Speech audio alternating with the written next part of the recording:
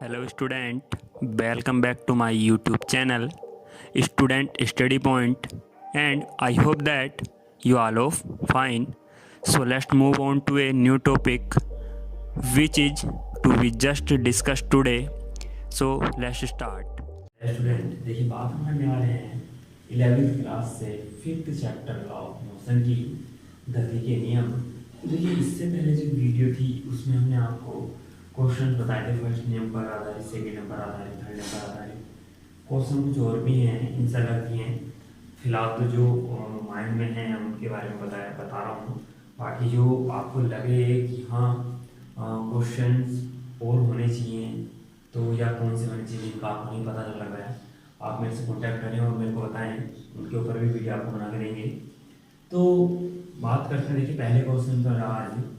तो क्वेश्चन है, रस्सी के सहारे ऊपर चढ़ते समय हम रस्सी को नीचे की ओर क्यों खींचते हैं? यानी देखिए जब हम ऊपर की ओर जाते हैं तो जो रस्सी पर खींच कर जाया जाता है तो उस पर हम रस्सी को नीचे की ओर क्यों खींचते हैं?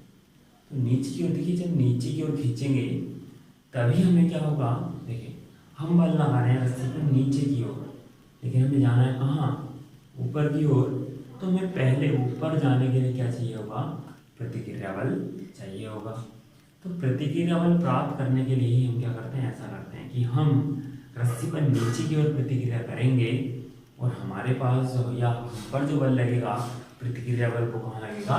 ऊपर की ओर लगेगा और हम क्या होंगे? ऊपर चढ़ जाएंगे। ठीक है, तो ये होता है रस्सी के सहारे ऊपर चढ़ते हैं, रस्सी को नीचे खींचने का रीजन। नेक्स्ट है, बंदूक से गोली छोड़ने पर वह पीछे की ओर क्यों हटती है? यानी जब बंदूक से गोली छोड़ी जाती है, ठीक है, तो बंदूक से गोली छोड़ते समय जब बंदूक है वो पीछे क्यों हटती है? तो देखिए होता क्या है कि अब बंदूक से जब गोली छूटती है तो उसकी जो बंदूक की नाल होती है, तो नाल मुख, यानी आप कह सकते हैं कि नाल के मुंह से जब गोली बाहर निकलती है तो कुछ ना कुछ वेग, यानी कोई उसकी एक वेलोसिटी होती है। वेलोसिटी उसको जब प्राप्त होगी जब उसका बल लगा होगा, तो यानी उसकी नाल से निकलते समय गोली पर क्या लग रहा है? एक बल लग रहा है, जिससे गोली क्या कर रही है? गति कर रही होती है। अब जब गोली पर बल लग रहा है तो इसका मतलब गोली क्या करेगी? बंदूक पर भी बल लगाएगी। क्या करेगी? बंदूक पर भी बल लगाएगी और उसी बल के कारण क्या होती है? बंदूक पीछे हटती है। अब क्रिया बल हुआ बंदूक गोली पर बल का लगना, और प्रतिक्रिया बल हुआ गोली द्वारा बंदूक पर लगाया जाना। तो देखिए ये चीज मैंने पहले भी कही है कि दो तरीके के बल होते हैं और दो ही तरह की वस्तु होती है। क्रिया और प्रतिक्रिया बल हुए, दोनों अलग अलग वस्तुओं पर विपरीत दिशाओं में कार्य करते हैं।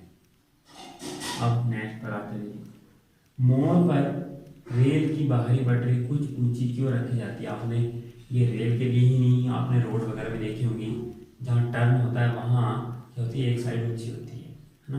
तो उसका रीजन ये है कि जब आप टर्न कर रहे होते हैं, ये अगेन बल से रिलेटेड क्वेश्चन है, जब आप टर्न कर रहे होते हैं, ठीक है, तो आपको टर्न करने के लिए आवश्यक अभिकेंद्र बल चाहिए होता है।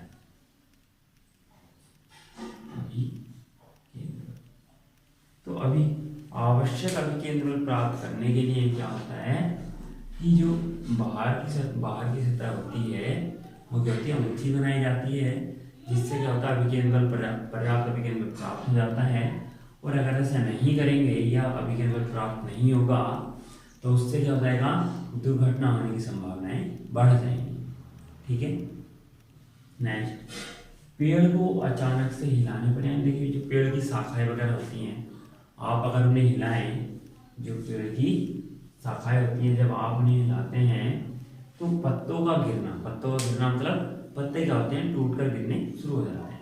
या अगर जो फल वगैरह लगे होते हैं जो कि नीचे गिरने शुरू हो जाते हैं, उसका रीजन यही होता है कि जड़त्व के कारण। देखिए पेड़ स्थिर अवस्था में, आपने उसको हिलाना शुरू किया, पेड़ तो गतिमान हो गया, लेकिन जो शाखाएं थी पेड़ की वो तो पेड़ से अटैच है, तो गतिमान हो गई, लेकिन जो उसके साथ पत्ते या जो फल लगा हुआ है वो क्या होता है, वो विराम अवस्था में बने रहने की कोशिश करता है, और जो उसके ऊपर शाखा से जुड़ा भाग और जो खुद होता है फल या पत्ता, तो उनके बीच में क्या होता है, आपेक्ष जो परिणामी वेग उत्पन्न होता है, यानी कोई ना कोई वेग, एक दोनों जगह वेग डिफरेंट होने के कारण उत्पन्न होता है।